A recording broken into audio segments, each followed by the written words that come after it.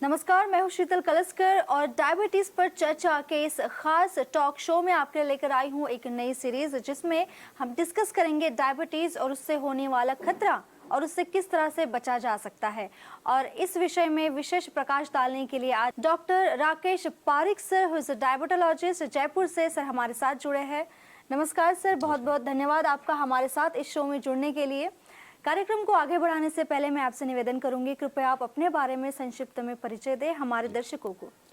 मैं डॉक्टर राकेश पारिक, मैं जयपुर में प्रैक्टिस करता हूँ, एक डायबिटोलॉजिस्ट हूँ और RSSDI के नेशनल एग्जीक्यूटिव का मेंबर हूँ।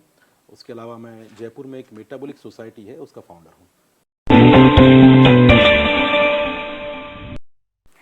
Perfect sir. सर मेरा पहला सवाल आपसे ये है, क्योंकि हम यहाँ पर डायबिटीज़ के बारे में बात कर रहे हैं, तो व्हाट इज़ डायबिटीज़? डायबिटीज़ क्या है? ये एक बहुत ही महत्वपूर्ण सवाल है। इसका कारण ये है कि इसके बारे में बहुत सी गलतफहमियां हैं। अधिकतर लोग मानते हैं कि डायबिटीज़ यानी ब्लड शुगर बढ़ी हुई होना, लेकिन ब्लड शुगर बढ़ी हुई होना को हम हाइपरग्लाइसीमिया कहते हैं। और हाइपरग्लाइसीमिया डायबिटीज़ का केवल एक मैनिफेस्टेशन है, यानी एक केवल पार्ट है। और ये समझना जरूरी इसलिए है कि अधिकतर लोग जिन्हें डायबिटीज़ है वो मानते हैं कि यदि हमने हमारी शुगर लेवल्स को कंट्रोल कर लिया यानी हमने डायबिटीज़ का इलाज कर लिया, जबकि ये सही नहीं है। क्योंकि डायबिटीज़ एक कॉम्प्लेक्स मेटाबॉलिक डिसऑर्डर है जिसमें बहुत सारे मेटाबॉलिक डिफेक्ट्स होते हैं और बढ़ी हुई ब्लड शुगर केवल उसका एक कंपोनेंट है। अब उस बढ़ी हुई शुगर को कंट्रोल करने के लिए जो उपलब्ध सुविधा है या इलाज है वो बहुत मैटर करता है, क्योंकि जिन्हें ये समझ है कि कंट्रोल करना है वो किसी भी तरीके से उसे केवल कंट्रोल करना चाहेंगे। लेकिन सही दवाई का चयन करके यदि आप हमारी शुगर्स को कंट्रोल करते हैं तो भविष्य में आपको इंसुलिन की रिक्वायरमेंट काफ़ी साल तक नहीं पड़ती है। और ये मैं इसलिए बार बार दोहरा रहा हूँ क्योंकि केवल शुगर कंट्रोल है और उसके लिए यदि आपने बहुत हाई डोज की दवाइयाँ यूज़ की है तो आगे चलकर कुछ दिनों बाद में आपकी बीटा सेल्स खत्म हो जाती है और फिर बाद में पेशेंट्स को इंसुलिन लेना पड़ता है। इसलिए बहुत ज़रूरी है कि आप ये समझें कि डायबिटीज़ कॉम्प्लेक्स डिसऑर्डर है, केवल ब्लड शुगर बढ़ना नहीं है। एक डायबिटीज़ स्पेशलिस्ट से जाकर मिले और हर पेशेंट का जो मेटाबॉलिज्म है वो अलग होता है।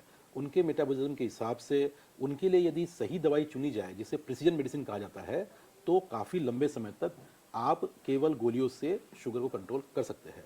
दूसरी महत्वपूर्ण बात यह है कि केवल शुगर कंट्रोल करना काफ़ी नहीं है। हमारा उद्देश्य ये हो कि डायबिटीज़ के कारण अगले 10 साल बाद, 20 साल बाद जो कॉम्प्लिकेशंस होते हैं, जैसे कि हार्ट अटैक आना, लकवा होना, गैंग्रीन होना, किडनी फेल होना, अंधापन आना या फिर इम्पोर्टेंस होना, इन सभी से बचाव करना है।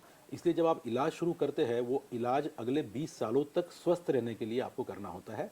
और उसके लिए शुगर के अलावा आपको ब्लड प्रेशर कंट्रोल करना है, आपको कोलेस्ट्रॉल कंट्रोल करना है, आपको वेट अपना कंट्रोल रखना है, आपको स्ट्रेस मैनेजमेंट करना है, स्मोकिंग सेजेशन करना है। कुछ और दवाइयाँ दी जाती है जो इन सभी रिस्क से बचाव भी करती है। इसलिए सभी से मेरी सलाह यह है कि डायबिटीज़ को केवल ब्लड शुगर ना माने, जबकि हमारा उद्देश्य ये हो कि हम शुगर कंट्रोल के अलावा इससे होने वाली बीमारियों से बचाव करें।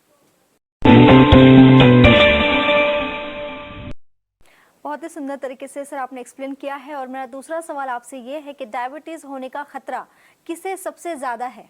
जी, तो जैसे कि डायबिटीज़ के बारे में सभी जानते हैं कि मोटे तौर पर 2 तरह का डायबिटीज़ होता है। एक टाइप 1 जो अधिकतर बच्चों में पाया जाता है और दूसरा टाइप 2 जो अधिकतर बुजुर्गों में पाया जाता था। लेकिन अब पिछले 20 सालों में ये हो गया है कि टाइप 2 डायबिटीज़ भी बहुत ही कम उम्र के लोगों में होने लग गई है। इंटरनेशनली ये कहा जाता है कि 40 साल की उम्र के बाद किसी को भी डायबिटीज़ हो सकता है तो उसे जांच करनी चाहिए। इंडियन गाइडलाइंस कहती है कि हमारे यहाँ जल्दी होता है डायबिटीज़, इसलिए 35 साल की उम्र में हर व्यक्ति को अपनी शुगर की जांच करनी चाहिए। अभी कुछ 1 साल पहले हम लोगों ने एक रिसर्च किया था जो पूरे कंट्री में किया गया था, उसे डिफीट डायबिटीज़ का नाम दिया था।